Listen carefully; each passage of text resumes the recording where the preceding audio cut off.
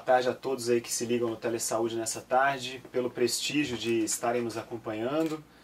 E espero que a tarde seja agradável e útil para todo mundo aí que participa das unidades de saúde, da vida nos postos, nas UPAs, nas emergências, enfim.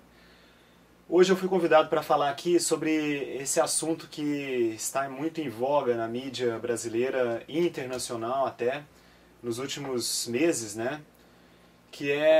São as viroses transmitidas pelo mosquito Aedes aegypti e também por um outro mosquito do mesmo gênero, que daqui a pouco a gente vai falar sobre ele, o Aedes albopicus. Dengue, chikungunya e zika. Um manejo bem prático dos casos suspeitos é o que nós temos a intenção de fazer aqui hoje. Então, claro, esse assunto ele tem uma série de coisas que a gente poderia falar, se a gente quisesse fazer até um congresso sobre o tema, caberia. Mas hoje eu vou tentar ser bem prático para a gente saber o que fazer com aqueles pacientes que chegam com sintomatologia suspeita de uma dessas viroses. E principalmente, como identificar esses pacientes, né? Que é justamente esse o ponto. Nós sabemos que várias doenças causam febre, dá para a gente listar aí milhares se a gente quiser, e talvez centenas, talvez eu tenha até exagerado um pouco. Mas tem algumas características específicas dessas viroses, além da febre, que vão fazer a gente suspeitar delas. E a gente não deve deixar isso passar, para que a gente trate adequadamente os casos, para que a gente consiga notificar essas doenças e a vigilância epidemiológica faça um trabalho preventivo da melhor qualidade possível. Então, a partir disso, eu vou passar para o segundo slide aqui da nossa apresentação. E, claro, eu falei que a nossa intenção é fazer uma coisa bem prática, mas eu vou tecer alguns comentários que acho que cabem aqui nesse momento. A primeira coisa é que essas doenças são transmitidas por esses vetores aqui. O Aedes aegypti todo mundo conhece, porque ele já é o mosquito sensação aí do momento, né? Todo dia está se falando no combate ao Aedes aegypti e tudo mais. E o Aedes albopictus, que nós estamos vendo um pouco mais abaixo nessa imagem aqui do slide, ele vocês podem perceber, um mosquito do mesmo gênero, apenas modifica a espécie, né? A Aedes o gênero e a espécie pode ser o Aegypti ou albopictus. O Aedes é um mosquito um pouco mais urbano, mas os dois são muito parecidos. Talvez o outro seja um pouco mais claro e ele também está mais encontrado no ambiente rural, mas o vírus chikungunya, por exemplo, ele tem uma transmissão talvez até maior pelo segundo do que pelo Aedes aegypti. Então é importante a gente saber que ele existe também. É um mosquito um pouco menos urbano do que o Aedes aegypti, mas também pode aparecer aí nas cidades e nos reservatórios de água parada e reservatórios onde o mosquito pode crescer. Criar suas larvas, na verdade, né? Bom, a gente tem muita coisa ainda em estudo, muitas hipóteses, muitas teorias, muitas especulações sobre o que esses vírus de fato podem fazer no organismo humano. Então, vamos chegar aqui agora hoje num ponto um pouco mais prático e um pouco mais, de fato, confirmado, assim, o que a gente realmente sabe sobre essas doenças, o que a gente pode fazer para manejá-las, tá? Então eu não vou falar sobre microcefalia, que é o que chamou a atenção da mídia, né, nos últimos tempos, que tem essa possibilidade desses casos de microcefalia estarem relacionados ao Zika, mas ainda isso está em estudo. A gente, claro, conhece alguns estudos que foram publicados, por exemplo, um estudo que saiu recentemente, se eu não estou enganado, foi no JAMA, um jornal internacional bem importante, que mostra um caso isolado, de uma criança que faleceu e era microcefálica, essa criança, e foi detectado o vírus Zika no tecido cerebral e várias outras regiões ali do corpo dessa criança. Então esse estudo é um estudo importante? É um estudo importante. Pode realmente contribuir para essa hipótese de que o Zika vírus cause casos de microcefalia. Porém, o que a gente está tendo mais assim, de evidência é que essa é uma possibilidade. Não é necessariamente que o vírus vai entrar na circulação de uma gestante e essa gestante vai de cara ter um bebê microcefálico, né? Então é a mesma coisa da gente falar que a dengue pode matar. Ela pode matar em casos de dengue grave. Mas casos de dengue grave não são a regra, são na verdade a exceção. Eu vou mostrar para vocês aqui o que caracteriza um caso de dengue grave. E eu trabalho há mais de 2 anos na emergência de um dos principais hospitais aqui de Florianópolis, que é o Governador Celso Ramos, E até então eu já vi casos suspeitos de dengue, já vi casos de dengue com sinal de alarme, mas ver um caso de dengue grave nesses 2 anos que eu estou lá, que seria uma dengue cursando com choque, eu nunca vi. Mas existe, claro. Já vi colegas dizendo que manejaram casos assim. E está descrito na literatura também. E é o que a gente justamente quer evitar, que pessoas desenvolvam essas formas graves da doença. Mas então, não vou entrar nesses detalhes mais hipotéticos, de especulativos, e vamos partir para uma coisa bem prática, para que nós detectemos aqueles indivíduos que podem realmente estar contaminados com esses vírus. E o que a gente faz nesses casos, né? Esse é o objetivo da web palestra de hoje. Anotem as dúvidas, ao final todas as perguntas serão muito bem-vindas. E eu vou tentar responder a todas elas, claro, também dizendo para vocês o que eu não souber, porque nesse ponto aqui, principalmente, a gente tem muita coisa ainda incerta em estudos, tá? E na verdade a gente não sabe nada de tudo, né? A gente tem que admitir nossa própria ignorância para a gente continuar tendo disponibilidade de aprender as coisas novas. O objetivo principal aqui então, como eu já disse, é apresentar de modo prático as recomendações para o manejo dos casos de pacientes possivelmente infectados pelos vírus da dengue, chikungunya ou zika. Possivelmente por quê? Porque doenças febris existem muitas, e todo caso suspeito de uma dessas viroses aqui, você deve passar por uma avaliação médica, porque a febre pode ser decorrente de outras coisas, né? E os mesmos sintomas que podem ocorrer nessas doenças podem ocorrer em outras também. Daí a importância da avaliação médica. Da avaliação médica de casos suspeitos, porque às vezes a pessoa busca atendimento e na verdade ela não está com uma suspeita disso, está com uma suspeita de outra coisa.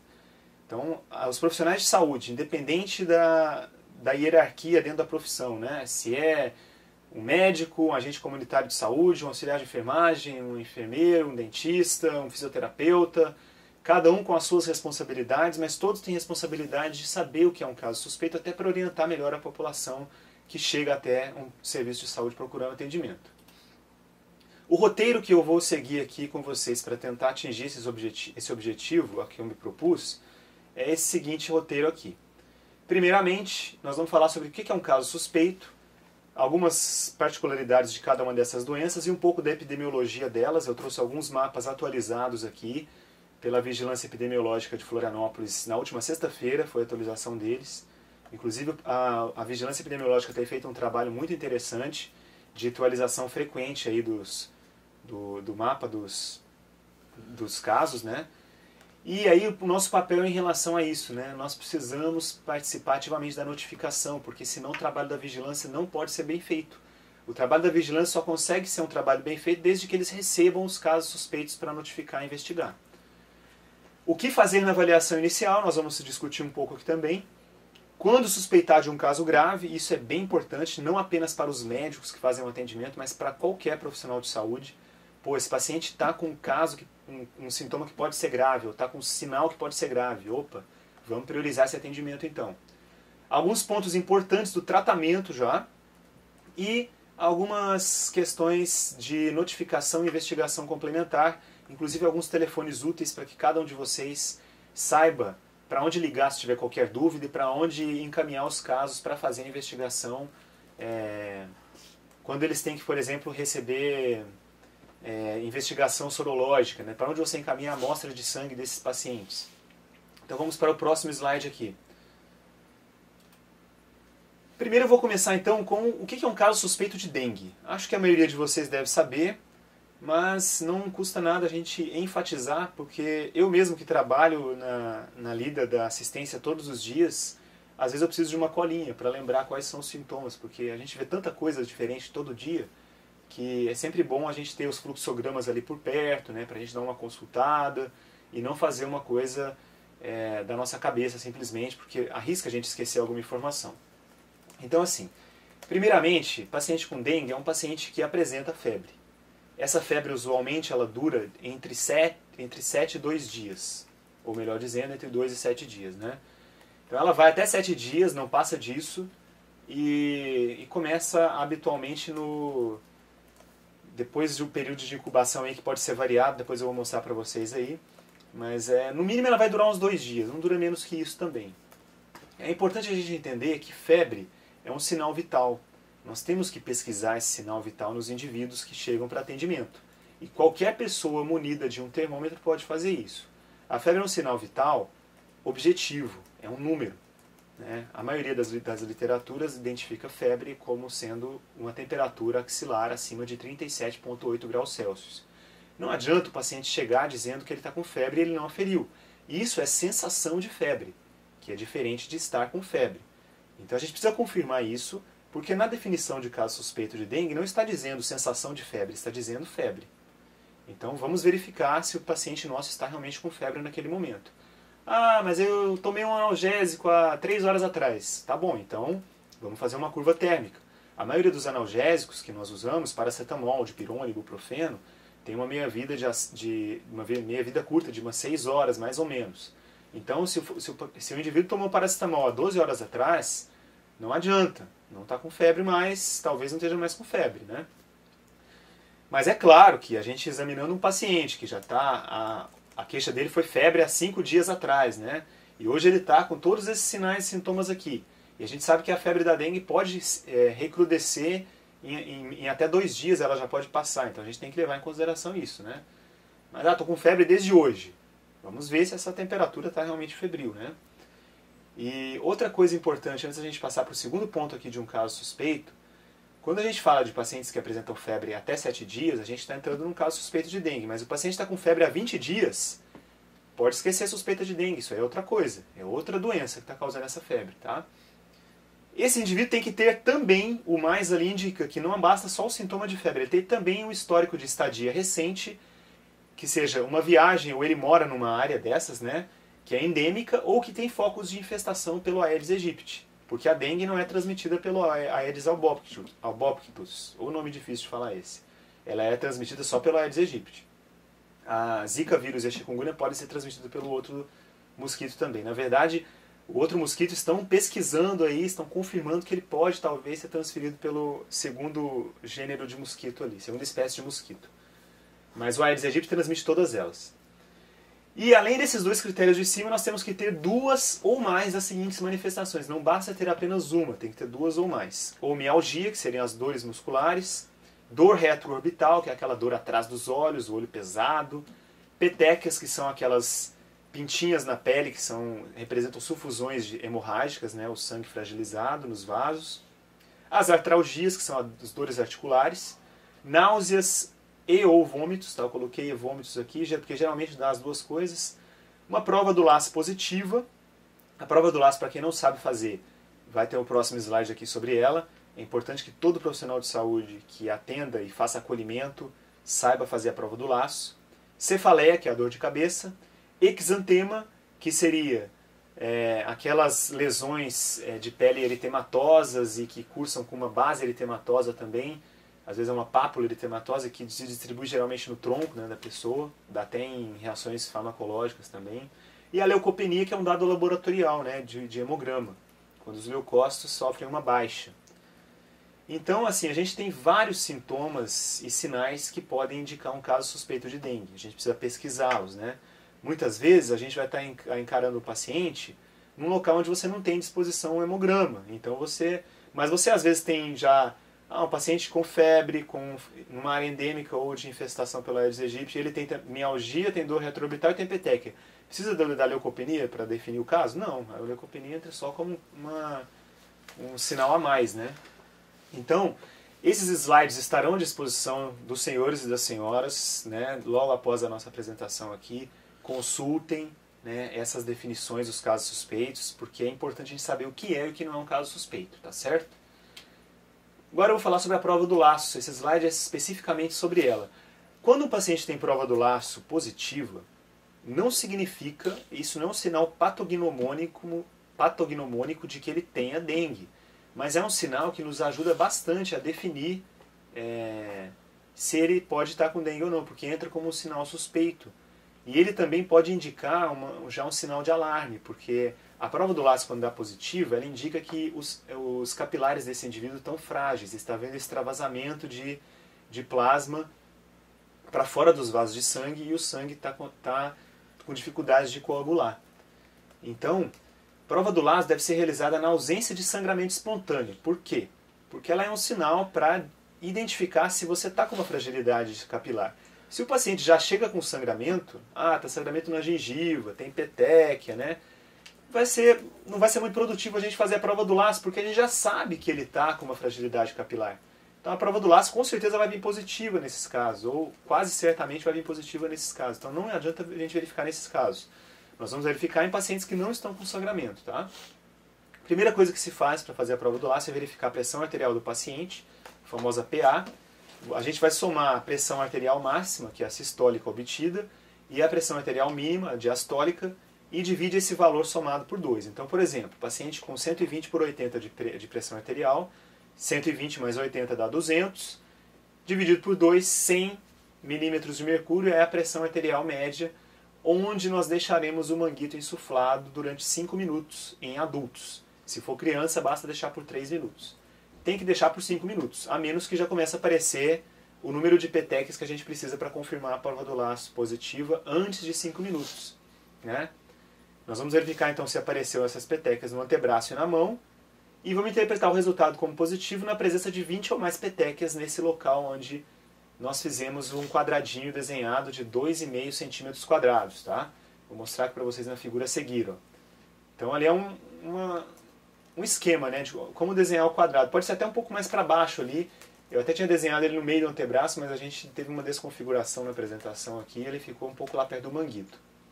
De qualquer maneira, só para vocês lembrarem de como fazer a prova do laço, é importante saber e executar essa prova do laço em casos suspeitos que não tem sangramento espontâneo, porque isso nos ajuda já a definir algumas coisas, tá certo? Isso não é o médico que precisa fazer, pode ser qualquer pessoa que está atendendo o paciente e que saiba manusear um manguito e um estetoscópio, tá? Lembrar que, claro, né, nós temos ali esse valor de 10 e de 20 petequias, mas atendi uma criança, fiz a prova do laço e deu 9 petequias. Pô, vamos ser flexível aí, né? 9, quase 10, isso aí deve ser uma prova do laço positivo. Então, não vamos ser também tão, assim, bitolados naquele número. O número é uma referência, tá? Claro que se deu 3 petequias, aí você vai reconsiderar, né? Não deve ser positiva essa prova aqui. É difícil ver prova do laço positiva, viu? Eu vi poucas vezes nos momentos em que eu examinei pacientes. E um pouco mais sobre a dengue aqui, eu acho que é importante, sobre essa evolução clínica, porque isso também faz parte da gente entender os casos suspeitos. Olhem lá em cima desse quadrinho aí, ó, dias de doença. Então, aquele ali é um esquema que mostra pra gente o que acontece em cada fase da doença, tá? Os primeiros 3 dias, geralmente a gente tem uma febre mais alta, que vocês estão vendo ali na temperatura. Pode chegar até 40 graus Celsius. E aí depois ela vai recrudescendo, ela vai diminuindo. Entre o 3º e o 6º, 7º dia, a febre está mais baixinha ou ela até desaparece. O paciente pode até ficar hipotérmico, tá? Por que é importante a gente saber quando acontece essa defervescência da febre? Porque geralmente é aí que surgem os sinais de alarme da dengue. É geralmente nessa fase em que a doença pode dar zika. Zika no sentido de uma coisa grave, não do vírus, a zika. Então a gente tem que entender o seguinte, o paciente está com febre hoje, vamos ter que reavaliar esse paciente daqui a 3, 4 dias, 5 dias, porque é quando esse paciente pode complicar. Então é importantíssimo a gente saber sobre isso aqui. Quando acontecem os potenciais problemas clínicos, que são o choque e o sangramento, são os problemas mais graves. Por isso que quando o paciente está na fase da febre, ele começa a desidratar, a primeira medida que a gente vai ter que fazer, a gente vai ver mais à frente, é instituir sais de reidratação oral. E não estou falando de soro caseiro, não, estou falando de sais de reidratação oral, aquele medicamento que a gente recebe na unidade de saúde, no saquinho, pozinho, dilui em água. Esse medicamento salva vidas e é importantíssimo que seja instituído já na sala de espera de acolhimento. O caso é suspeito, não esperem o médico olhar para iniciar o sal de reidratação oral, já começa, porque a desidratação é o principal complicador aqui. Na fase de choque e sangramento, vocês podem perceber que é quando acontece o comprometimento de órgãos também. E algumas mudanças laboratoriais significativas também vão acontecer nessa fase, como a concentração do hematócrito, ele aumenta.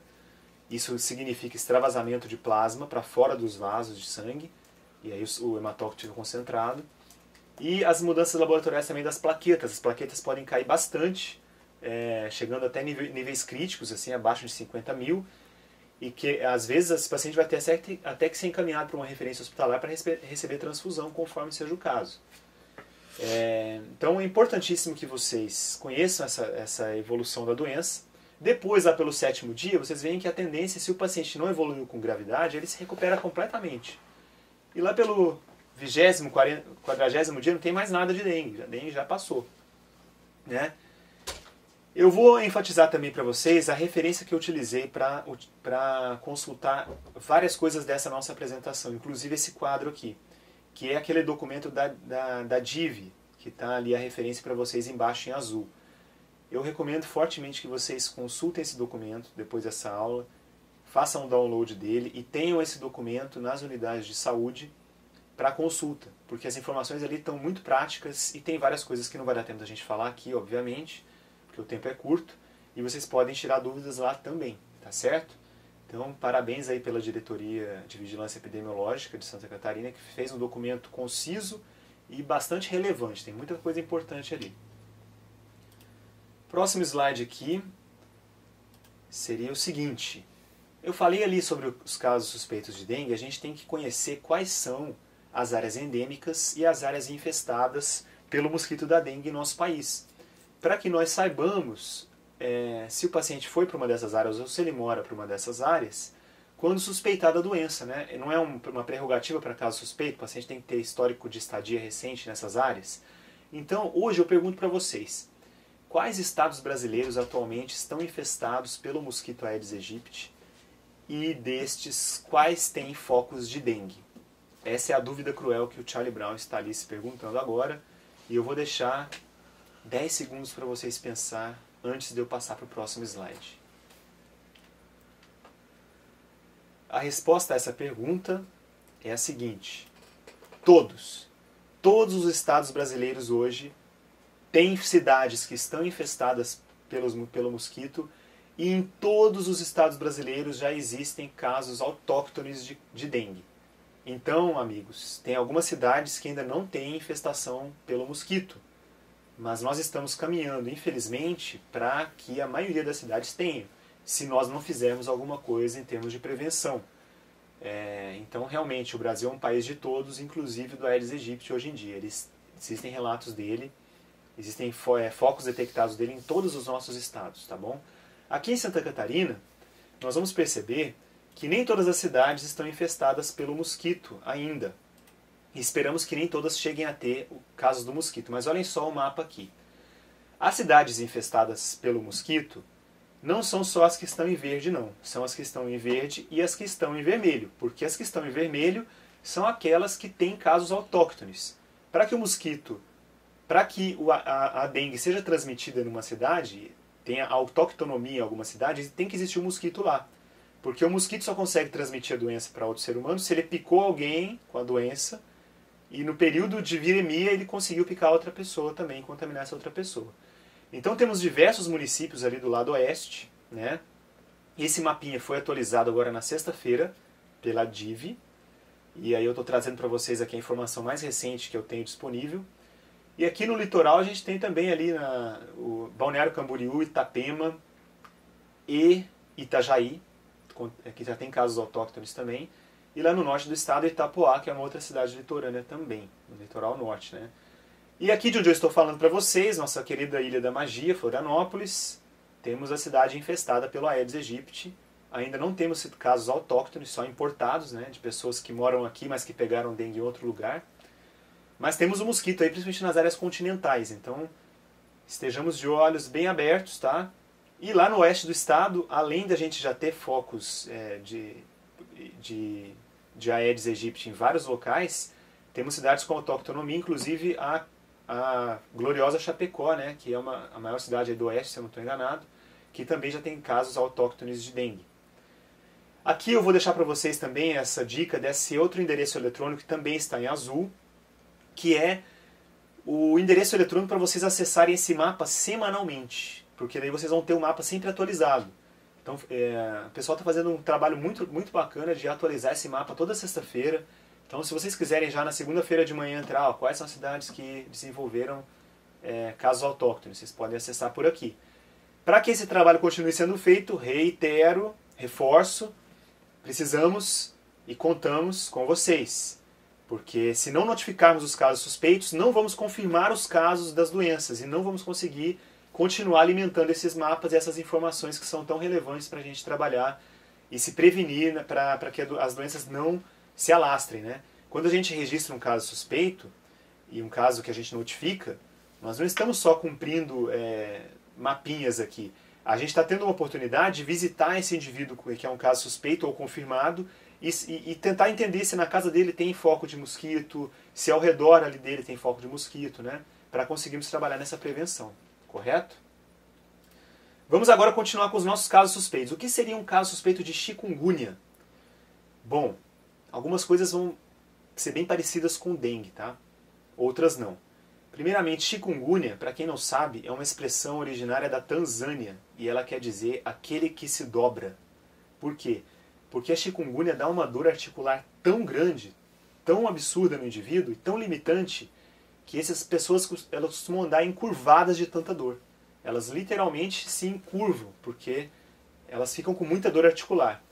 Então vocês já sabem que artrite ou artralgia intensa e de início súbito é um dos sinais suspeitos de chikungunya. Mas esse paciente também tem que ter febre, e essa febre não é qualquer febrícula, febre alta, acima de 38,5, e ela inicia subitamente. Um histórico de estadia recente em áreas endêmicas, eu vou passar para vocês aqui. Ainda não temos chikungunya em todos os estados brasileiros, então temos que saber onde é que ela está circulando por enquanto. E esse quadro clínico não pode se explicar por outras condições clínicas. Por isso daí vai ter que passar pela avaliação do médico, né? Porque, por exemplo, você pode ter uma monoartrite muito grande com febre alta, e isso aí pode ser uma artrite séptica, né? Que é um quadro grave e urgente também, tem que até encaminhar para o hospital, mas isso aí o médico consegue definir com base na avaliação clínica dele. Então é importante que vocês tenham consciência também e informação sobre o que é um quadro suspeito de chikungunya, porque temos casos importados aqui em Florianópolis já, conforme eu me informei. E até um caso onde eu trabalho, também trabalho na base aérea de Florianópolis, lá a gente tem um suboficial que é colega meu ali, trabalha perto de mim ali na seção, e ele viajou para Pernambuco, chegou um quadro bem típico assim, tá muito dolorido, um cara que você vê ele sempre bem, sempre trabalhando feliz, e agora não está conseguindo trabalhar por causa da dor que ele está na articulação. Nós pedimos a sorologia, ainda não tivemos a confirmação ainda, mas é bem provável que venha positivo. Então aqui, ó, essa hoje é a distribuição de casos confirmados de chikungunya no Brasil. Onde nós temos o vermelhinho são municípios que têm autoctonia. E aqui nós temos Itajaí, onde já teve um caso autóctone, tá?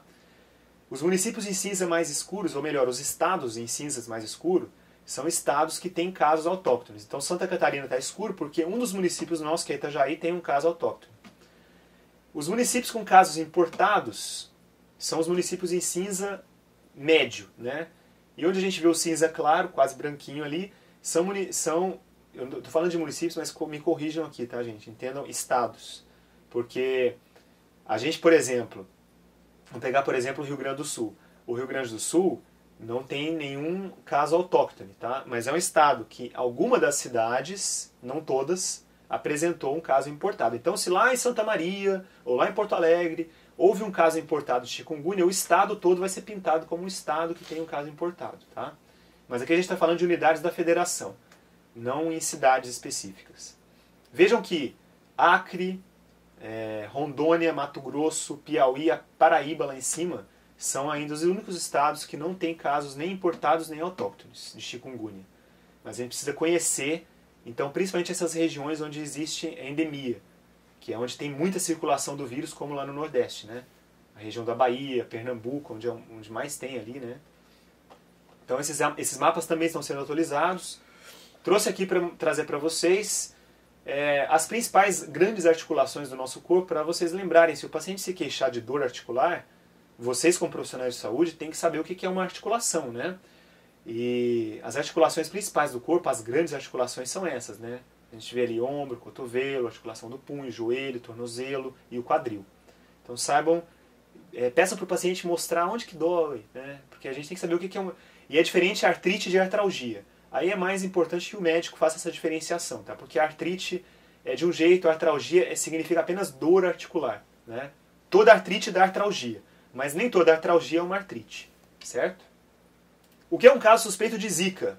Vou lembrar vocês que o Zika, entre esses 3 vírus, em tese, é o que dá menos manifestações clínicas. Porque está descrito na literatura que até 80% dos casos de quem se recebe uma picada do Aedes contaminado por Zika não vai ter sintoma nenhum. Então o Zika não é um vírus tão perigoso assim, a não ser nos casos que ele pode fazer microcefalia, né, que ainda é uma teoria a ser comprovada de fato. É uma opinião pessoal. Eu acredito que aqueles casos que teve um surto lá no Nordeste de tantas microcefalias ao mesmo tempo, acho muito difícil aquilo estar relacionado ao vírus. Pode ter outra coisa aí no meio da jogada. Mas ainda é cedo para a gente afirmar, e aqui eu estou só manifestando uma opinião pessoal, tá? Só porque acho difícil a gente não pensar sobre isso. Mas um caso suspeito de Zika em que o vírus manifeste sintomas vai dar o seguinte: um exantema maculopapular, que eu vou mostrar para vocês na sequência o que é um exantema, uma fotinha ali para vocês verem, muito pruriginoso, ou seja, coça pra caramba. E aí a gente tem que fazer a diferenciação porque tem várias doenças que podem causar isso, inclusive duas importantes que eu deixei ali como diagnóstico diferencial, um dos diagnósticos diferenciais, que são sarampo e a rubéola. O sarampo era uma doença que até pouco tempo tinha sido considerada erradicada, se eu não me engano a rubéola também aqui do Brasil, por causa da vacinação. Mas infelizmente voltaram a aparecer alguns casos. Algumas vezes por desleixo das pessoas e não receber a vacina, porque a vacina existe, né? Ao contrário das viroses que a gente está falando, que ainda não tem vacinas, né, desenvolvidas, o sarampo e a rubéola já tem. A vacina também, claro, ela não é 100% eficaz, né? Pode acontecer de uma pessoa se vacinar e ter a questão de desenvolver a doença ainda. Mas o diagnóstico diferencial, o médico tem que fazer, essa é uma função do médico, tá? Conhecer os sintomas de cada doença. Então não vou entrar nesse detalhe porque essa palestra hoje aqui, o objetivo é atingir a todos os profissionais de saúde. Então o médico tem que se informar para fazer o diagnóstico diferencial direitinho. Pessoas com suspeita de Zika também tem que ter histórico de estadia recente em áreas endêmicas. Eu vou passar o mapa na sequência para vocês. E 2 ou mais dos seguintes sintomas: febre, hiperemia conjuntival, que é o olho vermelho, né? Essa hiperemia não deve ser purulenta e não deve ter prurido, porque senão você tem que pensar em outros diagnósticos, né? Poliartralgia, então Zika também pode dar dor articular, mas não dá artrite, dá poliartralgia, que é a dor articular, né? Dengue também. Poliartralgia, que significa muitas articulações. E um edema periarticular, que não é um edema dentro da articulação, porque se for isso, é artrite. O edema periarticular é em volta da articulação. Aí o médico vai ter que saber examinar e orientar os pacientes se isso aí é uma suspeita ou não, né? Então, eu espero que tenha ficado bem claro aí o que é um caso suspeito de cada uma dessas doenças e que vocês vejam isso frequentemente para não esquecer. Para quando o paciente chegar, vocês já saberem dizer para ele: olha, pelo que você está me relatando aqui, pode ser uma suspeita de um desses vírus, ou não deve ser um desses vírus. Então, é muito importante que a gente consiga tranquilizar já o paciente no momento da chegada ao serviço de saúde. O acolhimento se torna mais humano dessa forma também, né? E o paciente já fica mais tranquilo. Ou mais preocupado, né? Se ele tiver realmente um caso suspeito, e principalmente se ele tiver sinais de alarme, que nós vamos mostrar mais à frente. O exantema maculopapular, para quem nunca viu é mais ou menos isso aqui, ó, tá? É um eritema, e em cima desse eritema a gente vai ter pápulas, né, que em alguns lugares elas se tornam confluentes. Você passa a mão, você sente um relevo elevado aqui. Petequias não tem um alto relevo, petequias são lisas, né? Você passa a mão e não sente, e parece, se você fechar os olhos, você não sente que tem nada diferente na pele, na petequia. O exantema você já sente uma coisa um pouco mais áspera, né, um pouco mais elevada. E as doenças que eu falei anterior, o sarampo e a rubéola, também podem dar isso aí. A circulação do Zika vírus no Brasil, olha só como é que está atualmente. Aqui em Santa Catarina ainda não temos nenhum caso confirmado com Zika vírus. No Rio Grande do Sul também não, lá no Acre também não, no Amapá também não, e lá no Sergipe, lá no Nordeste também não. O resto dos nossos estados aí, inclusive o Paraná aqui na região sul, já tem casos confirmados de circulação do Zika vírus. Não significa que o caso tenha sido inoculado ali naquele estado, né? Pode ter vindo de outro, pode ser importado. O mapa não dá essa informação, esse mapa que eu trouxe aqui. E aqui o Zika nas Américas, tá? Aqui, ó, esses países que estão mais escuros são os países em que há casos autóctones. Ou seja, em algum local desses países existe circulação autóctone do vírus, inclusive o Brasil, né? A gente pode ver que aqui na América do Sul, ainda a Argentina, o Uruguai, o Chile, a Bolívia ainda estão livres de circulação autóctone. Pode ter, e não tem casos confirmados também, porque estão em branquinhos ali. Na América Central, quase todo mundo, né? já tem suspeita do vírus. E acho que, se eu não estou enganado, somente Cuba, não. Agora tem que voltar na minha geografia aqui, mas essa ilha que está em branco ali em cima, perto da Flórida, eu acho que é Cuba. E o México, que é da América Central, apesar de ser um país latino, né, mas ele geograficamente pertence à América Central, América do Norte, ele já tem casos confirmados também. Então o Zika está se espalhando por aí, né? É um vírus que... Outra coisa que eu quero falar para vocês é que esses vírus não são novos, tá? Apesar da gente achar que são novos. O chikungunya, por exemplo, a primeira relato dele é de 1770 e o Zika parece que é da década de 40 do século passado. Então, esses vírus eles estão aparecendo agora, mas eles já não são muito novos, não. A dengue eu confesso que eu não lembro qual que é o primeiro relato dela, mas também já é um vírus mais antigo. Então agora onde nos interessa para o foco principal da nossa aula, né? O que fazer? Como manejar esses casos suspeitos? Suspeitou, o que nós vamos fazer? Esse slide aqui, ó, eu considero talvez o slide mais importante da nossa palestra, porque aqui nós temos uma coisa que todo profissional de saúde tem que saber fazer, tá? Independente de ser médico ou não. Tem que saber atender os pacientes e fazer isso aqui. Então, verificar sinais vitais, saibam verificar, tá? Técnicos de enfermagem que não tenha tanta prática, converse com os enfermeiros de sua unidade, com os médicos, faça um curso aí para verificar os locais onde pode ser palpado o pulso, por exemplo, para escutar a frequência cardíaca, para verificar a pressão arterial. A gente precisa saber verificar esses sinais vitais. Frequência respiratória, a temperatura. A temperatura ela pode ser verificada em vários locais do corpo, né? Habitualmente a gente verifica debaixo da axila, que é o mais prático, mas ela pode ser verificada também na orelha, pode ser verificada no ânus, que é um pouco desconfortável, né? E aí a febre nesses locais é diferente a definição. Febre na região anal, por exemplo, não é a mesma temperatura que a gente usa para a região axilar. Verificar o nível de consciência do paciente, isso é óbvio, né? É só a gente olhar e saber, está acordado, tá conversando, então tá nível de consciência Glasgow 15, né? Não precisa conhecer a escala de coma de Glasgow, se conhecer melhor ainda. Mas se você souber dizer se o paciente está consciente, acordado, vigil, é diferente de você ver um paciente desacordado ou um paciente que está letárgico, obnubilado, né? Aquele paciente que só abre os olhos ao chamado. Então esse paciente já deve ter um quadro mais grave. Confirmar se o caso enquadra-se como suspeito. Por quê?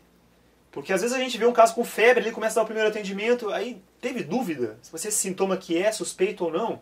Vá lá nas nossas definições e procure lá. Não tenha vergonha de olhar, né? Eu falei para vocês, eu mesmo que trabalho numa emergência, todo dia eu tenho que ir lá confirmar, será que isso aqui é sinal realmente de dengue ou de chikungunya? Porque às vezes a gente esquece, é muita coisa, né? Muita informação, e hoje a gente tem uma vantagem de que o acesso às informações está rápido, né? A gente consegue ver as informações na internet, né? E então isso facilita bastante. Checar se o paciente faz parte de subgrupos populacionais considerados especiais ou de maior risco. E aí fiquem calmos que eu vou mostrar para vocês quais são esses subgrupos no próximo slide. De imediato, oferecer sais de reidratação oral. A unidade está cheia, a UPA está cheia, mas você já pode dar um sal de hidratação oral, mesmo que a espera pelo atendimento médico vai demorar, né? E a avaliação médica ela tem que se dar conforme a prioridade. Essa prioridade a gente não vai definir, esse aqui é meu amigo, vou passar ele na frente. Isso é a pior coisa que existe, tá? Deem um bom exemplo. A gente não passa amigo e conhecido e familiar na frente na hora do atendimento. A gente passa essas pessoas na frente se elas têm uma prioridade médica para ser atendida antes, né? Eu canso de falar lá no hospital. Chega, essa pessoa trabalha aqui. Tá bom, já foi avaliada? Tá com quadro grave? Não, então vai esperar, porque é um cidadão comum que nem os outros, paga imposto que nem os outros. E é assim que a gente tem que agir, porque se a gente quer um país honesto, a gente tem que partir que a honestidade inicia no nosso entorno. Então, vamos saber reconhecer o que é uma prioridade do ponto de vista técnico para a gente passar na frente quem precisa. E então, assim, se o paciente faz parte do subgrupo populacional de risco, automaticamente ele já é prioridade frente a quem não é. E o subgrupo populacional de risco são esses aqui, ó. Lactentes com menos de 2 anos, gestantes, idosos com mais de 65 anos. Ou pessoas que tenham doenças crônicas. E aí tem várias doenças crônicas que podem entrar como uma prioridade, tá? Eu listei algumas aqui do lado direito do slide que estão em conformidade com o documento da DIV, que eu consultei, foi o principal documento de consulta que eu usei. Usei outras referências também, mas aí eu estou listando de acordo com ele, que é a vigilância epidemiológica do nosso estado. Então, estou dando credibilidade para esse documento maior. Mas a gente tem sempre que considerar outras doenças também que não estão listadas aqui, tá certo? Se as pessoas fazem parte disso aqui, ou se tem algum sinal de alarme, que nós vamos ver mais pra frente, elas têm que ser atendidas mais rápido, tá bom? O que mais? O que é um caso que pode ser grave? Que você tem que passar na frente. Ó, primeiro, pacientes que estão com sinal de alarme. São todos esses que estão listados aí, tá? Como o nosso tempo está curto, e vocês vão ter acesso ao slide, eu não vou ficar discutindo com vocês sinais de alarme aqui. Vocês têm acesso aqui, façam uma leitura depois. E se tiver alguma dúvida em algum dos termos, por favor, podem perguntar aí no final da apresentação, tá? Ou conversar entre vocês aqui. Mas, basicamente, esses sinais de alarme, o profissional de saúde não precisa conhecer todos, a não ser o médico, tá? Porque, por exemplo, vamos pegar um exemplo aqui. Uma hepatomegalia, né? O médico que tem que ser, assim, tem que ter perícia em examinar o paciente e identificar se o paciente tem ou não uma hepatomegalia, tá? Agora, claro, se o paciente chegar lá com o fígado transbordando no abdômen, qualquer pessoa que pôr a mão no abdômen vai saber que tem uma hepatomegalia. Mas é importante a gente saber que essas coisas existem, porque às vezes o paciente já chega com o sintoma de que ele é um sinal grave. Por exemplo, está vomitando demais, né? Ou está com dor abdominal intensa. Então, o profissional de saúde já reconhecendo, isso é um sinal de alarme, vamos priorizar esse atendimento. Ou chegou sangrando, uma mucosa, né? Ou outro tipo de hemorragia. Ou está com irritabilidade. Então, é legal vocês saberem isso daí. Além disso aqui, os sinais de alarme, quando um caso é grave. O sinal de alarme indica que o caso pode ser grave. Um caso que é grave é um caso que está com sinal de choque. O sinal de choque, também quem tem que reconhecer é o médico, tá? Mas vocês saberem que eles existem também é importante, porque às vezes o sinal de gravidade, ele salta aos olhos, né? O paciente está com pulso rápido, por exemplo, e fino, na hora do acolhimento, viu? Pô, está com enchimento capilar lento, né? A gente já consegue ver de longe que isso aí é um sinal de gravidade. O médico, então, tem responsabilidade legal de identificar um sinal de gravidade. Porque esses casos graves não vão ficar em atenção primária nem secundária, eles vão para o hospital. Eles vão precisar de suporte intensivo de vida. Vão precisar, às vezes, de intubação orotraqueal para proteger as vias aéreas, droga vasoativa, como a noradrenalina, para manter a pressão mínimo, para perfundir os órgãos. Vão precisar de reposição volêmica rápida, com cristalóide, enfim. Então isso é coisa que a gente faz nas emergências e nas UTIs. Vocês têm que saber quando encaminhar o caso para uma emergência, né? Não é o caso aqui. Então saibam disso, é importante. E geralmente isso aqui, ó, são informações que eu estou tirando do manejo da dengue. Por quê? Mas e chikungunya e zika podem causar isso? Olha, chikungunya até pode dar e zika também, mas assim, é bem menos comum e ainda não temos tanto estudo para dizer isso. Mas a dengue, entre todas as doenças que a gente está falando aqui, é a mais grave, é a que pode matar mais. E ela é que costuma dar esses sinais aqui. Então, a gente tem que manejar como se fosse um grande conjunto de doenças, até porque elas são transmitidas pelo mesmo inseto. Então, vamos ficar atentos aqui ao que pode ser grave em uma, porque pode aparecer gravidade na outra também. A chikungunya eu não falei para vocês lá atrás, mas assim, ela é uma doença que geralmente ela não dá tanta gravidade em termos de mortalidade, mas ela pode dar muita complicação crônica, como a dor articular crônica. Então a gente tem que ficar de olho também. Aqui então eu trouxe para vocês a classificação de risco da dengue, de acordo com grupos A, B ou C, e essa classificação ela serve também para a gente classificar a suspeita das outras viroses, porque não havendo, por exemplo, um enquadramento do paciente no grupo A, a gente sabe que não vai ter muito o que fazer, hidratar, dar analgésico, eu vou mostrar para vocês aqui o próximo slide. Mas a gente tem que saber, principalmente, reconhecer quando o paciente está no grupo C ou no D principalmente, tá? Porque esses pacientes vão ter que ser encaminhados para um nível mais complexo de atenção à saúde. E aí, o que identifica cada grupo aqui? Ó? Trouxe para vocês o próximo slide aqui também. Isso também está tudo lá no manual da DIV, tá? Inclusive lá tem o fluxograma, que eu vou mostrar para vocês aqui de longe, porque ele é muito grande para aparecer no slide, mas que eu recomendo que vocês tenham na unidade. Então, grupo A é aquele paciente que não tem sangramento espontâneo nem induzido, pela prova do laço, por exemplo. Então, você fez a prova do laço e não induziu o sangramento. Então, esse paciente está com a prova do laço negativa, que bom. Não tem nenhum sinal de alarme, que foi aquele que a gente relatou lá. Não tem nenhuma condição especial, não tem risco social, não tem nenhuma comorbidade. Legal, esse paciente vai para casa. Tá? Com analgésico, com reidratação oral e orientação de retornar para reavaliar nos dias seguintes, para que a gente sabe que tem o risco dele piorar, né? Principalmente na fase da defervescência, se for dengue. Grupo B, paciente que já tem um sangramento de pele espontâneo ou induzido pela prova do laço, tem alguma condição clínica especial, ou um risco social, ou comorbidades, mas não tem nenhum sinal de alarme. Então, esse paciente a gente tem que ficar de olho No manual vai dizer que a gente tem que encaminhar ele para um lugar onde ele possa ser observado, né? Então ele vai ter que ficar num lugar que fica aberto 24 horas, então não vai ser mais a unidade de saúde, se ele tem um sinal de alarme.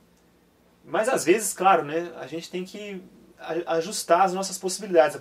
Se a UPA mais próxima estiver muito longe, e você viu o paciente de manhã e de tarde viu que ele não está com nenhum sinal de alarme mais, e ele pode voltar no dia seguinte, na unidade de saúde básica, vamos ser flexíveis, ele pode voltar no dia seguinte, né? Às vezes o quadro clínico mudou de manhã para tarde. De manhã ele estava com sinal de alarme, com um vômito intenso ou com uma dor abdominal intensa, e à tarde ele já não está com mais nada disso. Então ele pode voltar no dia seguinte porque ele vai cair para o grupo A. O grupo C é aquele paciente que tem presença de algum sinal de alarme e independente de manifestação hemorrágica, tá? Presente ou ausente, tá? O grupo B, lembra, não tem sinal de alarme, tá? Mas às vezes ele pode acabar desenvolvendo durante o dia. E o grupo C é aquele paciente que está em choque, tá? Tem que encaminhar logo, porque isso aí pode morrer em poucas horas. Aqui o fluxograma, o objetivo não é que vocês vejam o que está escrito no fluxograma aqui, mas que consultem o documento que está embaixo, em todas praticamente as transparências que eu estou colocando, quando eu tirei de lá. Transparência é boa, né? Isso é da idade da pedra, né? Isso não é transparência, é um slide de PowerPoint. Então assim, ó, tenham esse fluxograma na unidade de saúde de vocês, porque é importantíssimo saber utilizar ele, tá bom? E a gente só sabe utilizar quando a gente vê e utiliza. E aqui no próximo slide, o fluxograma de atendimento da chikungunya. Esse não é da DIV aqui de Santa Catarina, tá? Esse aqui foi um documento que eu consegui na Prefeitura de São Paulo, que eu achei bem interessante também, e recomendo que vocês deem uma leitura nele. É um informe técnico sobre chikungunya, são poucas páginas, acho que menos de 20 páginas, e ele está bem interessante, ele fala sobre um pouco do histórico da doença, foi publicado em outubro de 2014. Então acessem ele também e peguem esse fluxograma lá, que vocês vão ver que tem 3 casos aqui, né, em vez de 4, como na dengue. Mas basicamente não muda muito a nossa lógica de raciocínio para saber quando um quadro é grave e quando não. Na sequência aqui, ó, a Zika não tem um fluxograma desse ainda, viu gente? Então não esperem um fluxograma de Zika aqui, porque eu não encontrei, ainda não existe. O que é importante no tratamento? E aqui agora eu quero que vocês também prestem atenção, porque se aquele outro slide era o mais importante, esse aqui é o segundo mais importante da nossa webconferência, web palestra de hoje. Até o momento, não há tratamento específico para dengue, chikungunya nem Zika. Não existe um antiviral capaz de tratar essas viroses. E não existe vacina também para prevenir. As medidas preventivas que eu vou falar lá embaixo são outras, tá? Mas é claro que a vacina está sendo pesquisada, porque vai ser bem importante existir uma vacina. Algumas pessoas até me dizem, mas a indústria farmacêutica nem está interessada em fazer uma vacina, porque o Brasil é um país pobre. Não, o Brasil não é um país pobre. O Brasil é um país rico, uma economia fortíssima. A única coisa que nós temos aqui no Brasil é a pobreza, porque a riqueza está mal distribuída. Então o nosso governo tem sim condição de comprar muita vacina e mover o mercado do laboratório aí. Então pode ter certeza que eles estão procurando desenvolver a vacina. Hidratar o paciente é muito importante. O reidratante oral hidrata melhor que a água, hidrata melhor que o Gatorade, que é a água de coco. Então tem que dar hidratante oral para esse pessoal, tá certo? O repouso, que deve ser relativo. Relativo, como assim? É um repouso até onde o paciente tolera. Porque se ele está tolerando lavar a louça, fazer uma caminhada no jardim, ele pode fazer essa caminhada, tá? Não precisa ficar na cama o dia inteiro. Analgésicos e antitérmicos conforme a necessidade. Qual que é a necessidade? A dor está insuportável, eu não estou tolerando essa dor. Então toma. Estou com febre, 38,5, mas não estou sentindo nada. Então para que tomar analgésico? A febre não é a doença, a febre é uma reação para você melhorar da doença. Deixa a febre quieta lá, se ela não está dando nenhum desconforto. Escolha dipirona ou paracetamol. Evite ácido acetilsalicílico, AS, a famosa aspirina. Evite anti-inflamatórios não esteroidais, os famosos ANES. Porque se você tiver um quadro hemorrágico, isso aqui pode piorar o quadro, tá certo? Então não prescrevam, não orientem os pacientes a tomar esses remédios. Antieméticos, se necessário, que são os remédios para vômito, né, e náusea. Suportes em leitos de internação ou leitos intensivos para os pacientes dos grupos C ou D. Tem que encaminhar esses pacientes, não fique na unidade de atenção primária à saúde, tá? A classificação de risco pode variar rapidamente de um grupo para outro. Isso é bem importante, especialmente nos casos de dengue. Às vezes o cara de manhã está no grupo A e à tarde está em choque. E o contrário também, às vezes está no grupo C e daqui a pouco ele melhora. Então a gente tem que reavaliar frequentemente esses casos, tá? E orientar os pacientes. Se você viu um caso que classificou como grupo A na unidade de saúde durante o dia, e de madrugada o paciente piorou, ele tem que saber o que é um sinal de alarme, tem que orientar ele, para ele procurar um atendimento de urgência durante a madrugada. E as medidas preventivas que são bem importantes. O que a gente pode fazer de prevenção? Primeiro, vocês estão cansados de saber, né? Procurar os reservatórios, e aí o papel do agente comunitário de saúde é extremamente importante. Tem que tirar esses reservatórios de água parada para o mosquito não se proliferar. Os casos que estão confirmados, tem um caso que confirmou dengue. Esse paciente, no período de viremia da doença, que é quando o vírus está em circulação nele, ele tem que usar repelente, ele tem que ficar dentro de casa, de preferência, num lugar onde ele possa ficar telado, para ele não ser picado pelo mosquito e o mosquito não contaminar outras pessoas naquele mesmo bairro, naquela mesma cidade. Tá? Então, a prevenção, vou dizer para vocês uma coisa que vocês já sabem, depende de cada cidadão. Não adianta a gente querer fazer prevenção sozinho. Isso é uma coisa de integração da sociedade. Inclusive, o governo federal mandou as Forças Armadas para a rua para a gente poder... Eu falando a gente porque eu sou médico da aeronáutica, então a gente foi para a rua para poder fazer campanha de prevenção. Para o pessoal lembrar que todo mundo tem que estar envolvido. Né? E não adianta a gente ir lá com as Forças Armadas, sendo que o cara tem um criador no quintal dele. Ele tem o direito de ter o criador no quintal dele, né? Porque o direito da propriedade ninguém pode invadir. Então, até estudando essa questão na justiça, né, de poder entrar em casas abandonadas para ver se tem reservatório de mosquito.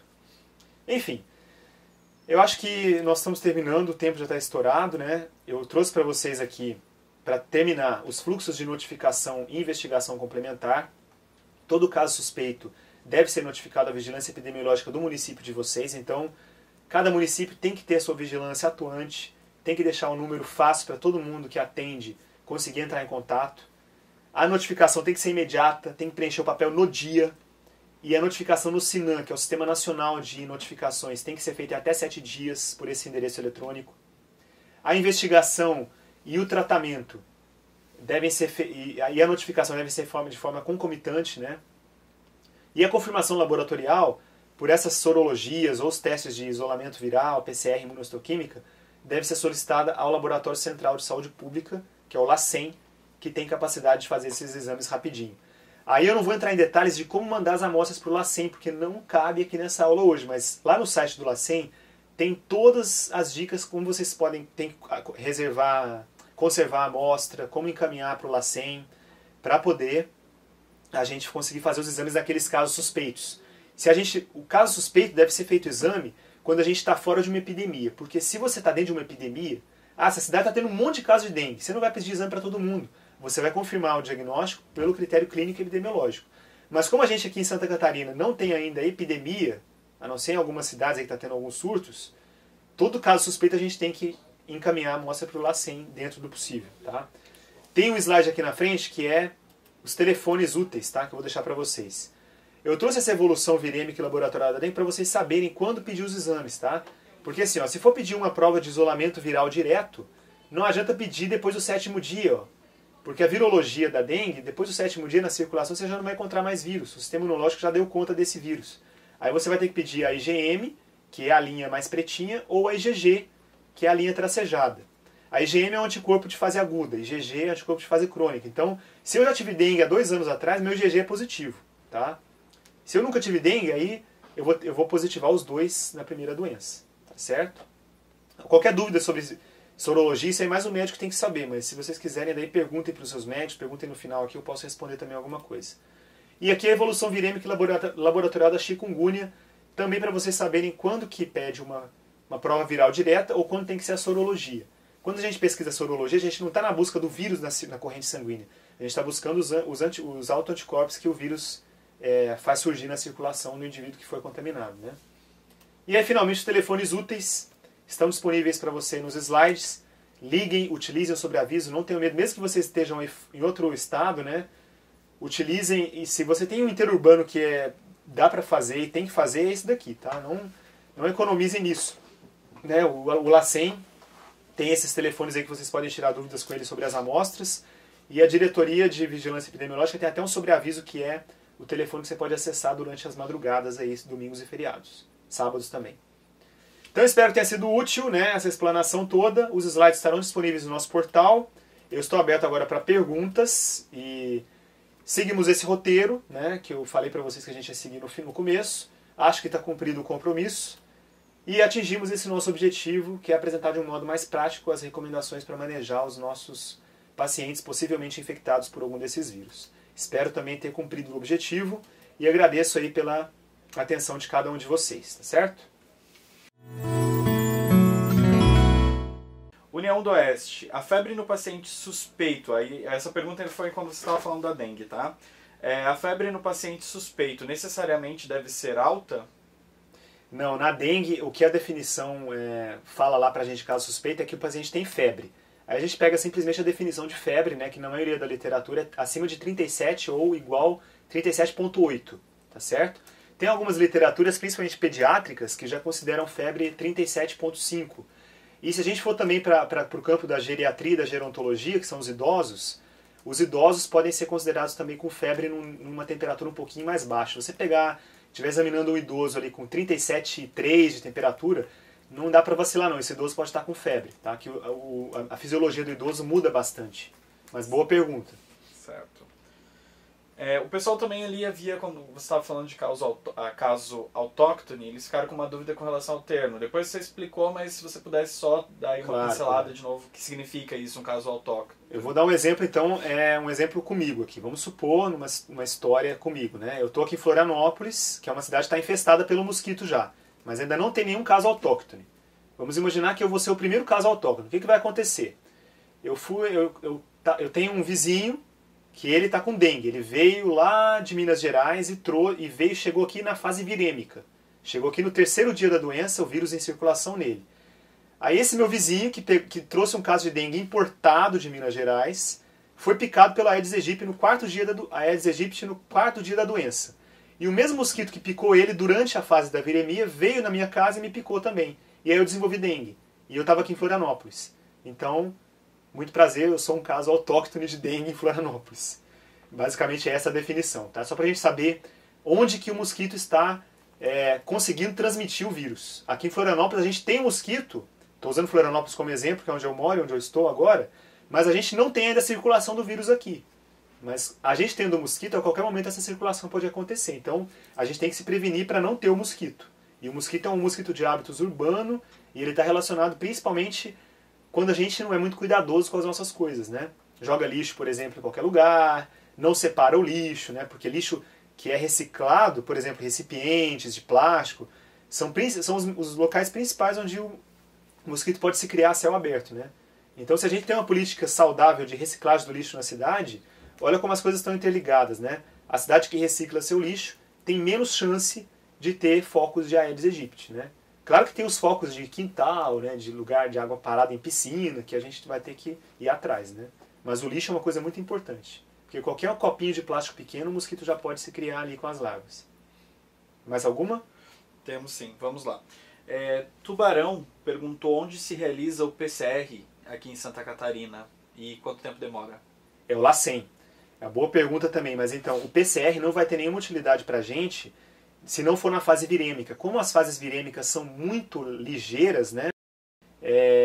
A gente acaba não usando muito o PCR a não ser para casos graves. O paciente está lá com febre, chegou numa emergência, óbito, por exemplo, também a gente usa, né?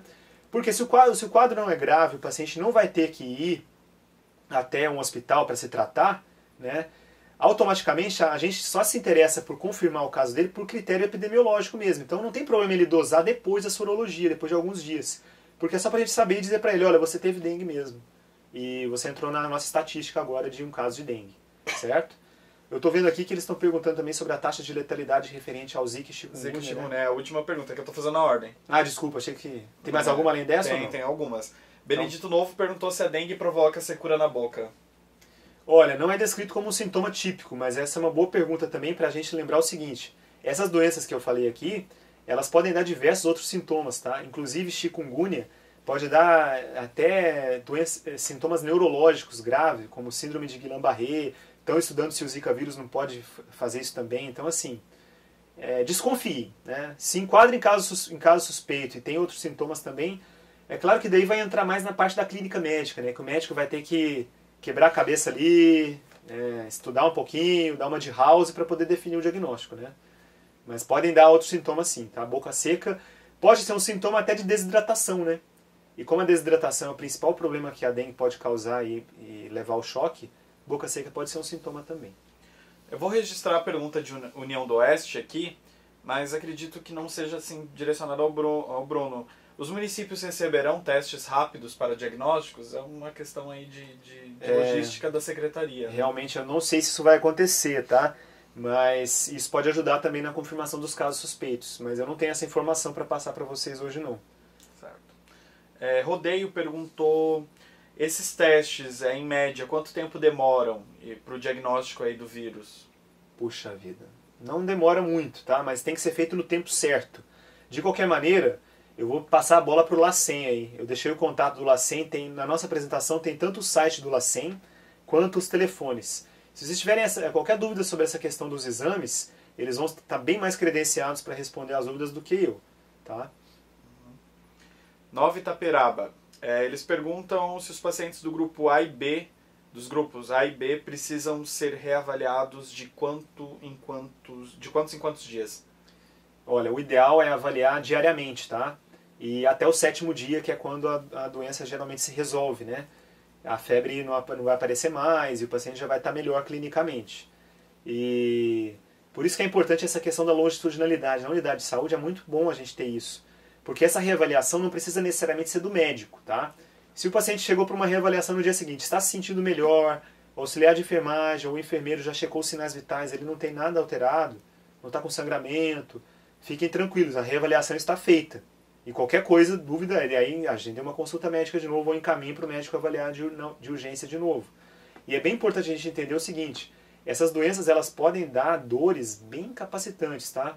Então, se tem alguém que deve receber atestado médico é quem está com dengue, chikungunya. Zika eu não sei muito bem porque não é uma doença que causa tanta morbidade. Mas as outras duas, o paciente fica com muita dor e é uma dor que às vezes não deixa nem querer sair da cama. Mas passa, viu? É uma dor que o paciente acha que vai morrer, porque é uma dor que, nossa, é bem grande mesmo. Eu já vi vários casos, inclusive meu avô ficou de cama há uns 2 anos atrás com dengue lá em Minas. Ele é um cara super ativo, ele ficou na cama. A gente ficou tranquilo porque a gente sabia que ele estava com dengue. Mas é de dar dor, assim, da dor que a pessoa fica. Mais uma pergunta de Nova Itaperaba. Eles querem saber se leucocitose no hemograma pode afastar o diagnóstico de dengue. Não pode afastar, mas também não confirma, né? Só que a leucocitose, o médico vai ter que olhar para isso com certo carinho, porque geralmente o que causa leucocitose são doenças bacterianas, né? E doenças bacterianas também podem dar febre e várias outras coisas. Então, deixa daí essa interpretação para o médico, porque vai ter que avaliar todo um contexto da doença do paciente ali e do aspecto do exame físico dele naquele momento, tá certo? Uhum. Treviso pergunta qual é a taxa de letalidade referente ao Zika vírus e a chikungunya. Ó, Zika vírus, até agora, que eu saiba, posso estar enganado, tá? Não existe morte relacionada ao Zika vírus, a não ser morte congênita, né? Criança que morreu dentro do útero da mãe, abortou, por causa do Zika vírus, que estão estudando essa possibilidade de ser. E o chikungunya, a taxa de letalidade é muito baixa. É baixa na casa do 0, alguma coisa, tá? É menos do que 1% dos casos. Então, são doenças menos letais do que a dengue. Então, a dengue é o nosso carro-chefe aí, porque ela sim tem uma estatística não insignificante de óbitos, que a gente tem que ficar atento, naqueles sinais de alarme e os sinais de choque. Só vou inverter agora aqui as perguntas. Chapecó aproveitou a resposta da pergunta anterior ainda, e ele perguntou, e leucopenia pode acontecer? Leucopenia, sim. Inclusive é um dos critérios, que é um dos sinais de dengue, né? Vocês vão voltar lá no slide, vocês vão ver. Leucopenia está entre os critérios que pode ajudar a confirmar um caso suspeito de dengue. Certo.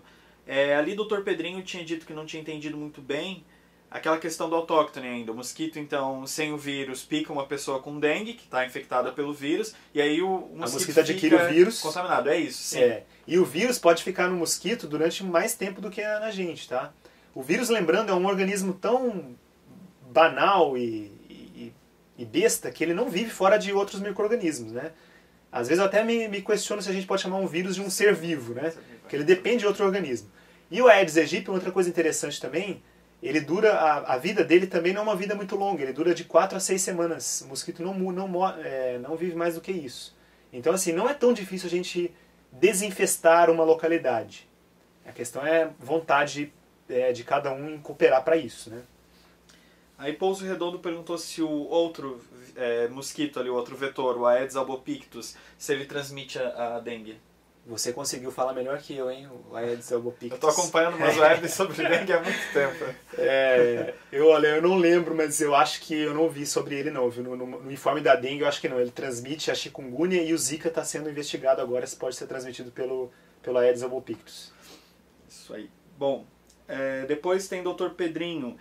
A pessoa está relatando que usa anticoagulante oral e tem medo de ter dengue hemorrágica. Se ela pegar, ela corre um risco de morte devido ao sangramento. Se isso pode acontecer, né? Pode acontecer. Manda esse cara para o hospital na hora. Isso é um perigo. Claro que sim. Tem uma muito boa pergunta, viu, gente? É claro que não são todos os pacientes que usam anticoagulante oral, né? Mas aqueles que estão usando, paciente com fibrilação atrial crônica ou que já teve uma trombose recente, esse aí é um grupo mais do que especial. Se está com suspeita de dengue, manda esse cara para fazer exame. Manda para o hospital e ficar em observação até que a gente descarte ou confirme o caso dele e trate adequadamente, porque o risco de desenvolver choque aumenta significativamente. Ali no caso do Dr. Pedrinho era um relato pessoal mesmo, é a própria pessoa que está escrevendo que faz o uso do anticoagulante. Então se cuida, amigão, tem que usar repelente, não vai ser picado pelo Aedes aí, hein?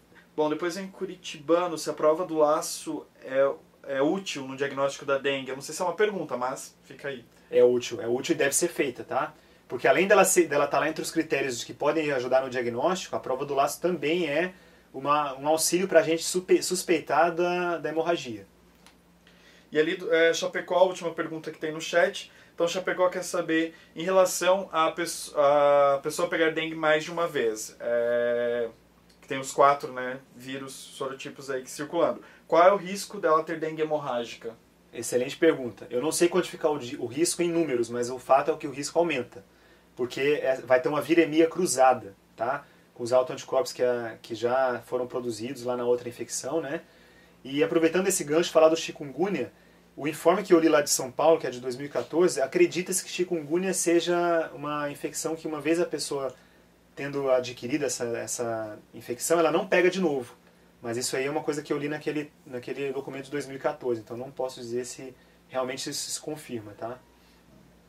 O pessoal perguntou o que é hepatomegalia, né? Dr. Pedrinho. A hepatomegalia é quando o fígado está aumentado de tamanho. Então a gente palpa o fígado na barriga da pessoa, geralmente ele não é palpável, né? Quando ele aumenta de tamanho significa que é uma hepatomegalia. Certo. Aí depois Curitibanos ali complementou que a prova do laço também pode ser usada para outras patologias, né? Eles estão trazendo outra informação, contribuindo ali. Obrigado, pessoal. Obrigado pela contribuição aí, pessoal. Então, pelo nosso tempo também precisamos encerrar. Foram essas as perguntas. Bruno, se quiseres deixar algum recado para o pessoal para finalizar. Não, só agradecer a presença de todos aí, né? A confiança no nosso trabalho do Telesaúde e é graças a vocês que a gente continua tendo essa possibilidade de fazer web palestras, continuem mandando temas aí para o pessoal da administração, que elas vão coletando lá os temas sugeridos e a gente vai montando as palestras conforme a necessidade de cada um de vocês. E a saúde é interessante por causa disso. Cada dia é uma coisa nova que acontece, né? Acho que Ervaldo Oeste, desculpa te interromper, Bruno, mas Ervaldo Oeste deixou uma última pergunta que é, de novo, com relação à transmissão do Zika vírus nas relações sexuais, que na Europa já foi... Eu tinha pensado em falar sobre isso também. Assim, olha, é uma hipótese ainda, eu não sei se isso é confirmado, mas também a gente não pode... Eu prefiro ser cético, eu prefiro esperar ver o que o pessoal está... Quem está estudando diretamente, né, nos laboratórios aí, não digo que não pode acontecer, mas também não digo que aconteça, né? Na dúvida, né, gente, vamos utilizar a camisinha aí e se cuidar se a pessoa tiver com sintomas de uma dessas doenças, né? Para não passar para ninguém.